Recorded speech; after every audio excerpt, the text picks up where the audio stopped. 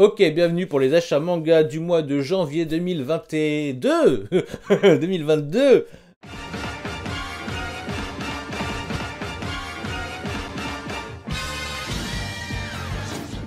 Alors on va commencer direct avec ce qui fâche. Manchuria Opium Squad. Alors, pas que ça soit nul, bien au contraire, très très bon manga.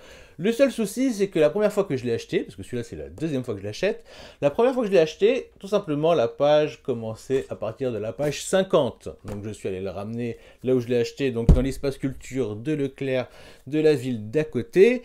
Et tant bien que mal, parce que je n'avais pas de reçu, ils ont bien accepté que je l'échange. Donc je l'ai échangé pour celui-ci. Ma lecture est super, nanana, je suis à fond dedans. Sauf que ma lecture s'arrête à la page 144.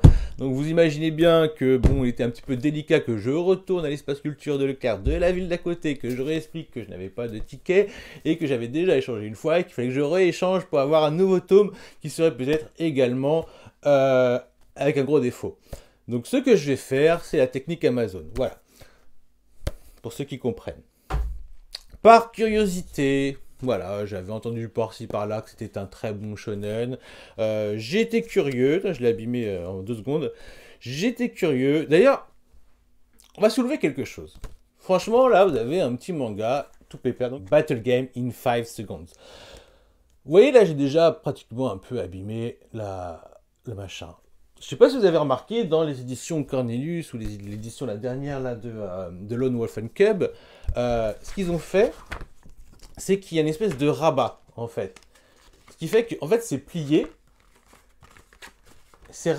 tout est rabattu, ce qui fait qu'en fait, tu peux jamais abîmer, mais jamais, en fait, tu peux jamais abîmer la couverture.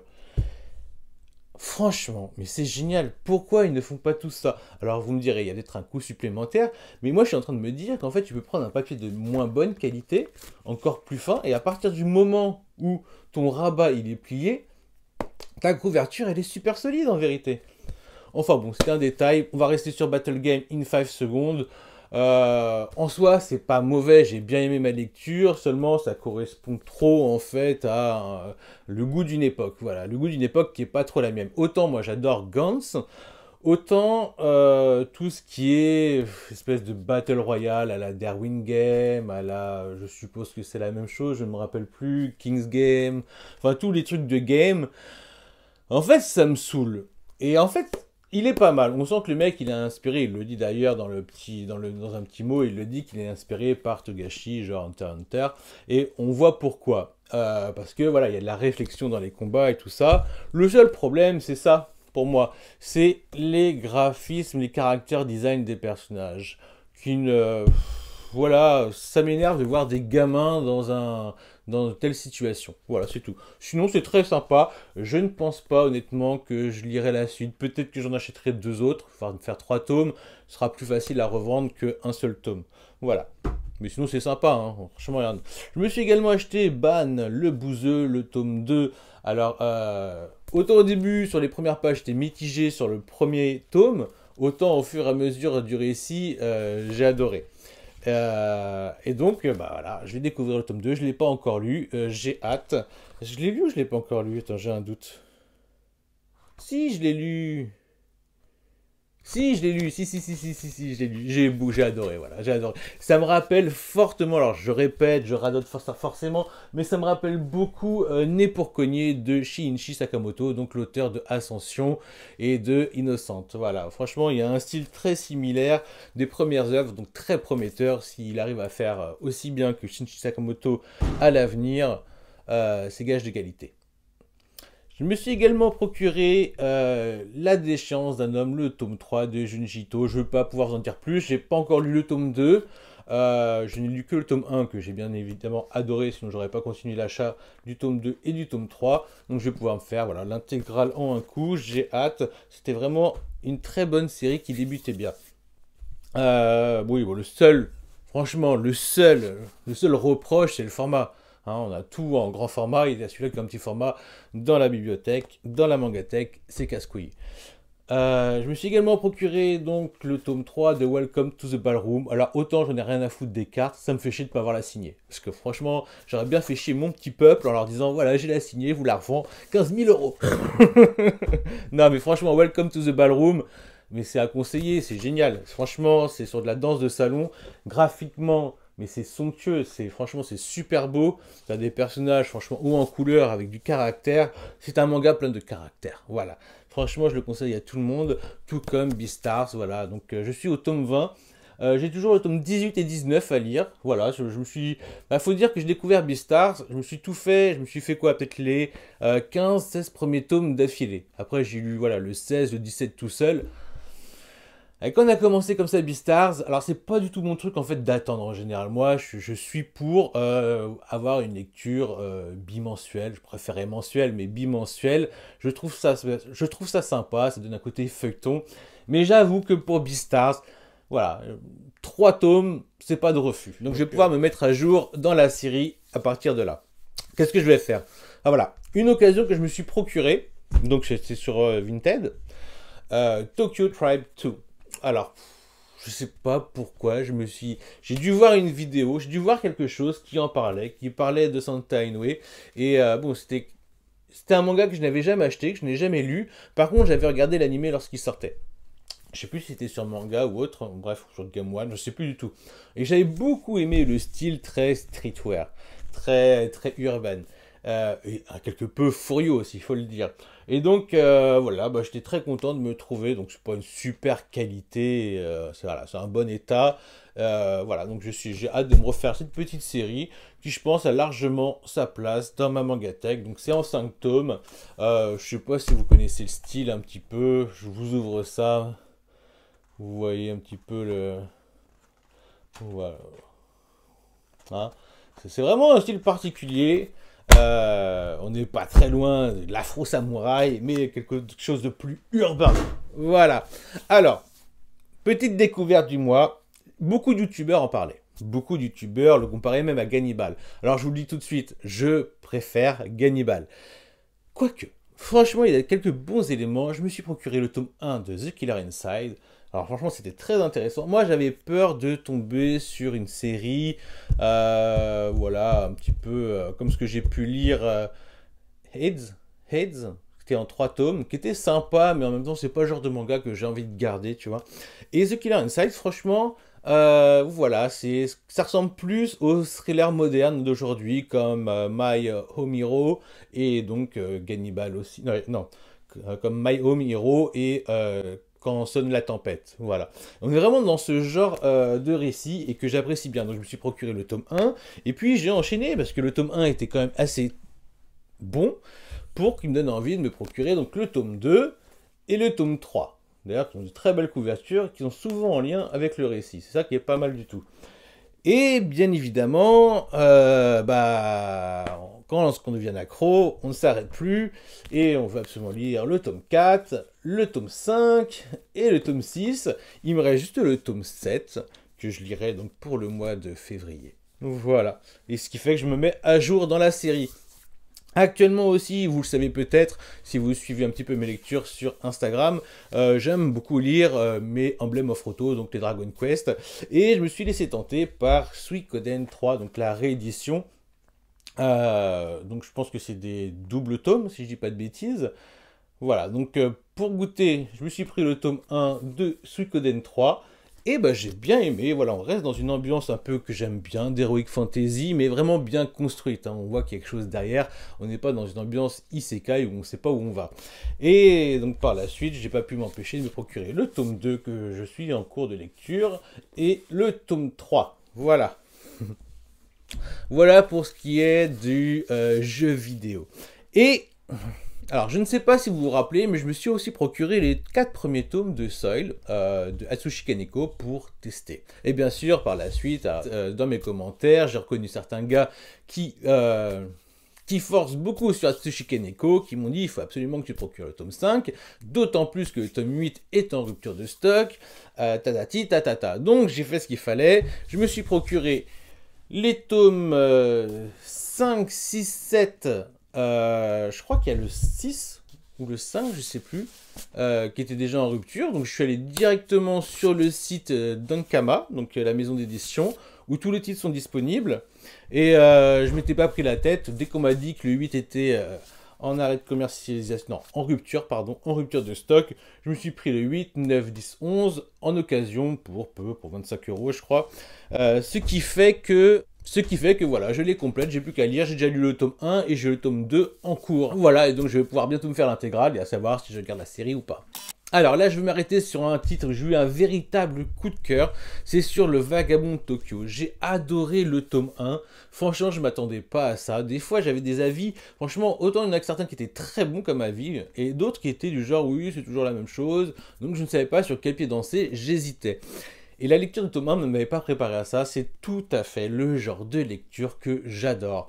Et je me suis rendu compte que le tome 4 était en rupture, donc c'était assez compliqué. Je me suis dit, oh, ça c'est embêtant. Bon, après, le tome 3, le tome 5, le tome 2, le tome 3, le tome 5 pouvaient se lire, parce que c'est vraiment une anthologie, donc là-dessus, il n'y a pas de souci, ça peut se lire un peu n'importe comment. Mais je me suis dit, c'est quand même triste de ne pas avoir ce tome 4. Donc j'en ai parlé à Capsule Manga, donc Dark Juju, pour ceux qui connaissent. Et il m'a dit, n'hésite pas à aller voir sur le site, comme j'ai fait pour Ankama, n'hésite pas à aller sur le site. D'ailleurs, il faut que je remercie également la personne dans les commentaires qui m'a conseillé d'aller chez Ankama pour trouver les tomes manquants de Soil. Donc Dark Juju me propose de faire la même chose, il me dit, t'inquiète pas, il est très sympa, va le voir, enfin, va écrire un message à Le Lézard Noir et voir ce que tu peux faire. Je vais d'abord sur le site de Le Lézard Noir et je vois qu'il est dispo, mais pas dispo, qu'on peut pas le payer. Donc j'envoie un message, il me dit, oui, attends, il y a un problème, t'inquiète pas, il y en a 5 en exemple, il y a au moins 5 exemplaires qui sont à vendre, je te tiens au courant. Il me tient au courant, il me dit c'est bon, c'est arrangé, j'y vais, il reste plus qu'un exemplaire. Paf, je l'achète, le tome 4 de Le Vagabond de Tokyo. Donc c'est un tome d'occasion, hein, il n'est pas parfait, donc c'est des tomes qui sont qui sont renvoyés par les libraires, les magasins, mais c'est tout ce que je voulais, je veux pas plus, je voulais cette lecture, je suis très content, et puis comme ça je vais pouvoir me commander pour le mois de février le tome 2, et puis on verra après pour le tome 3 et le tome 5, voilà, tranquille quoi. Et toujours sur l'influence de Dark Juju, donc de Capsule Manga, je me suis laissé tenter par mon premier hentai gay. House of Brutes. Alors, le mangaka est assez connu, Gengoro Tagame. C'est lui qui fait des boys love, mais vraiment très, j'ai envie de dire, très tendres de ce que je vois, des titres. Je vais les mettre là. Et là, on passe carrément dans une autre catégorie. Donc, je sais que c'est un hentai parce que c'est Dynamite. Parce qu'apparemment, c'est une nouvelle maison d'édition hentai. Alors, j'en ai encore jamais acheté chez eux. C'est mon premier et c'est un gay. Je l'avais déjà vu en magasin, mais il était sous blister, donc j'ai jamais pu me faire une idée vraiment dessus. Et grâce à Dark Juju, j'ai pu avoir un petit écho de ce qu'il y avait dedans. J'ai enlevé le blister. J'ai regardé et j'étais pas préparé à ça. Donc franchement, la surprise est de taille. C'est le moins que je puisse dire. J'ai hâte de lire ça. J'espère que ça va me plaire, l'air de rien. Et parce que ça a l'air quand même assez trash. Hein. Donc voilà, je vous tiendrai au courant de ce que j'en ai pensé. Je me suis également procuré Mermaid Saga de Rumiko Takahashi. J'ai adoré ce tome 2. Ouais, j'ai vraiment adoré, je trouve vraiment le côté noir du récit excellent, je vous le conseille à tous. D'ailleurs n'hésitez pas à prendre les Urusei Yatsura en Perfect Collector, franchement c'est de la super anthologie tout en couleur. Alors, je me suis procuré également le Rakugo à la vie, à la mort. Pourquoi? Là est la question, parce que je me suis souvent posé la question, pourquoi tout le monde en parlait en bien? Pourquoi tout le monde savait déjà de quoi parlait cette série, alors que moi, comme ça, je le vois, j'en savais rien. Et je m'en suis rendu compte que récemment, que en fait, c'est une série qui a été adaptée en animé, que vous pouvez retrouver, si je dis pas de bêtises, sur Netflix. Si je dis pas de bêtises, ou alors sur Wakanim, je sais plus. Et donc je me dis, d'accord, donc peut-être que les gens connaissaient déjà à travers l'animé, à défaut de le connaître sur Scan. Donc j'étais très curieux parce que franchement les avis sont dithyrambiques et moi ça me dit absolument rien. Donc je vais me lire ça plutôt que regarder l'animé, j'ai envie de me le lire. Moi je préfère vraiment découvrir les séries d'abord dans leur format original. Bon il y a des exceptions, hein. Lorsque c'est pas dispo, comme j'ai découvert Welcome to the Ballroom d'abord en animé. Mais voilà, je vais découvrir ça, j'espère que je vais bien aimer. Si les gens disent que c'est bien, c'est qu'il y a une raison. Et voilà, j'espère vraiment ne pas être déçu et ne pas avoir l'occasion de vous en vouloir. Je me suis également procuré, comme beaucoup d'entre nous, le tome 1 de Léviathan. Voilà, je ne l'ai pas encore lu, j'ai feuilleté les premières pages, effectivement, ça a l'air très beau à l'intérieur, on va voir si je me laisse tenter. On retrouve un petit côté très Shuso Oshimi, je trouve, dans les expressions des visages, donc très horrifique, ça promet de bons moments. Voilà, au début j'avais l'impression que c'était plus un truc Dead Space, le truc bien anxiogène dans l'espace. On va voir tout ça. Je me suis procuré également le tome 7 de Yawara. Même si je suis pas à jour, je dois être encore au tome, à la fin du tome 5. Je suis pas encore passé au tome 6. Voilà, je les prends parce que déjà j'adore cette série. Les couvertures sont magnifiques. Et j'ai pas trop envie de me laisser distancer parce que la série est longue et les tomes sont chers. Donc comme ça passe crème. Je me suis également procuré le tome 2 de Dororo de Osamu Tezuka. Voilà. Donc voilà, avec ce deuxième tome, il y a l'intégrale de la série. Je vais enfin pouvoir connaître... Ah bah non, il n'y a pas de fin. Enfin bon, en tout cas, je vais pouvoir connaître l'intégrale publiée par Osamu Tezuka. Hikaru no Go, le tome 17, mais quelle joie. Alors ça a été longtemps repoussé. En fait ça c'est mon cadeau de Noël de ma petite sœur. Voilà, je lui ai commandé ça, mais vu que ça a tout le temps été repoussé, je l'ai reçu au mois de janvier. Bien évidemment, je suis trop heureux. Je suis trop heureux d'enfin d'avoir le tome 17, sachant que le mois prochain, mois de février, il y a le 18. Donc ça y est, on enclenche. Il est fort possible que, voilà, 2022, nous connaissions enfin la conclusion. Bon, moi je la connais, hein, mais dans sa version de luxe de Hikaru no Go. Et ça, c'est vraiment un plaisir. Et vous allez voir comment elle est trop belle, la couverture prochaine aussi. On voit déjà le style un peu plus Bakuman. Je sais pas si vous en rendez compte pour les illustrations des covers. Et bien sûr, les inévitables, tome 11. Oui, c'est 11 de 20th Century Boys, toujours de Naoki Urasawa. Bon, j'ai rien à dire de plus, tout le monde en parle très bien. Et le tome 6 de Eden. Voilà, je ne l'ai pas encore lu, franchement, je vais pas bouder mon plaisir. C'est franchement une de mes séries préférées actuellement, que j'attends, qui me hype le plus, avec Shigori.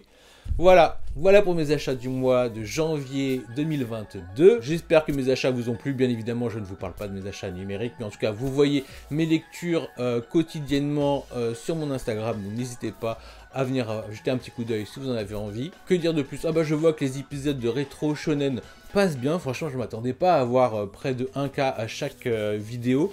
Donc là, on s'en rapproche pour la deuxième. Et bien évidemment, ça me pousse, ça me motive à faire le troisième épisode, qui va donc reprendre les années 2011 à 2015, voire à de nos jours. On va voir comment se déroule la vidéo, comment se déroule l'écriture de la vidéo, tout ça. En tout cas, voilà, je vous dis à bientôt, et qui sait, peut-être je ferai peut-être un rétro CNN, mais là, franchement, ça me paraît tellement laborieux.